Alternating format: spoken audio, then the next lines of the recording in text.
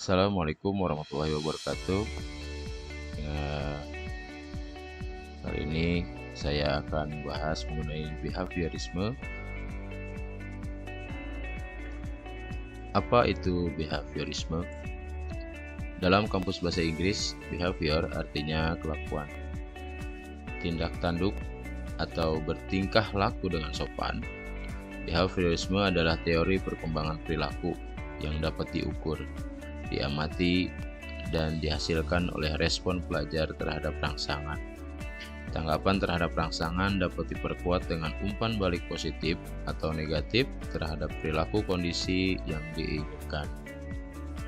Dalam teori behavioristik, pandangan tentang belajar adalah perubahan dalam tingkah laku sebagai akibat dari interaksi antara stimulus dan respon. Atau dengan kata lain, belajar adalah perubahan yang dialami siswa dalam hal kemampuannya untuk bertingkah laku dengan cara yang baru sebagai hasil interaksi antara stimulus dan respon. Beberapa tokoh teori belajar behaviorisme antara lain adalah Pavlov, Thorndike, Watson, Hull, Edwin Guthrie, dan Skinner.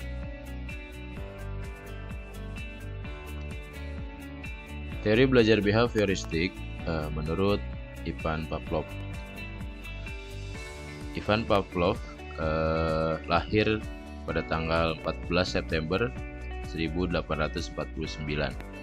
Ia meraih penghargaan Nobel pada bidang psikologi or medicine tahun 1904. Karyanya mengenai pengkondisian sangat mempengaruhi psikologi behavioristik di Amerika. Eksperimen-eksperimen yang dilakukan oleh Pavlov dan ahli lain tampaknya sangat terpengaruh pada pandangan behaviorisme. Pavlov melakukan sesuatu eksperimen terhadap seekor anjing. Anjing mengeluarkan air liur apabila diperlihatkan makanan. Air liur yang dikeluarkan oleh anjing merupakan suatu stimulus yang diasosiasikan dengan makanan. Kemudian teori behaviorisme oleh Watson. Behaviorisme adalah sebuah aliran dalam psikologi yang didirikan oleh John B. Watson pada tahun 1913 yang berpendapat bahwa perilaku harus merupakan unsur subjek tunggal psikologi. Penganut aliran ini mempunyai pendirian bahwa organisme dilahirkan tanpa sifat-sifat sosial atau psikologis. Perilaku adalah hasil pengalaman dan perilaku digerakkan atau dimotivasi oleh kebutuhan untuk memperbanyak kesenangan dan mengurangi penderitaan. Asumsi bahwa pengalaman adalah paling berpengaruh dalam membentuk perilaku menyiratkan betapa elastisnya manusia itu. Ia mudah dibentuk menjadi apapun dengan menciptakan lingkungan yang relevan. Kemudian prinsip teori Watson. Prinsip teori Watson menekankan respon terkondisi sebagai elemen atau pembangun pelaku. Kondisi adalah lingkungan eksternal yang hadir di kehidupan. Perilaku muncul sebagai respon dari kondisi yang mengelilingi manusia dan hewan. Perilaku adalah dipelajari sebagai konsekuensi dari pengaruh lingkungan, maka sesungguhnya perilaku terbentuk karena dipelajari. Lingkungan terdiri dari pengalaman, baik masa lalu dan yang baru saja. Materi fisik dan sosial, lingkungan yang akan memberikan contoh, dan individu akan belajar dari semua itu.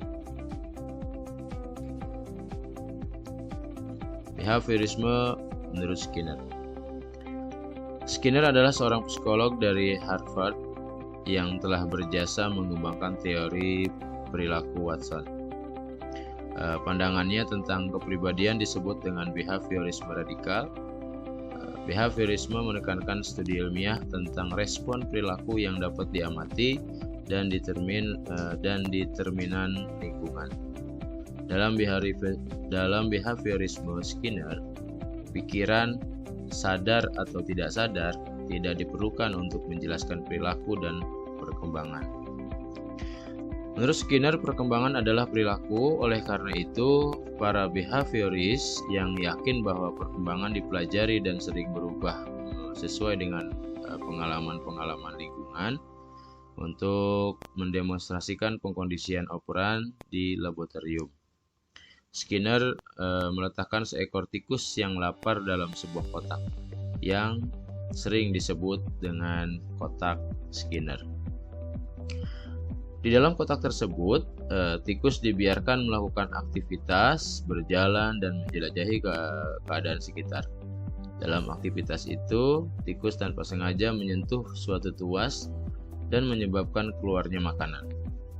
Tikus akan melakukan lagi aktivitas yang sama untuk memperoleh makanan, yakni dengan menekan tuas. Semakin lama, semakin sedikit aktivitas yang dilakukan untuk menyentuh tuas dan memperoleh makanan. Di sini tikus mempelajari hubungan antara tuas dan makanan. Hubungan ini akan terbentuk apabila makanan tetap merupakan hadiah bagi kegiatan yang dilakukan oleh tikus. Sekian, terima kasih. Assalamualaikum warahmatullahi wabarakatuh.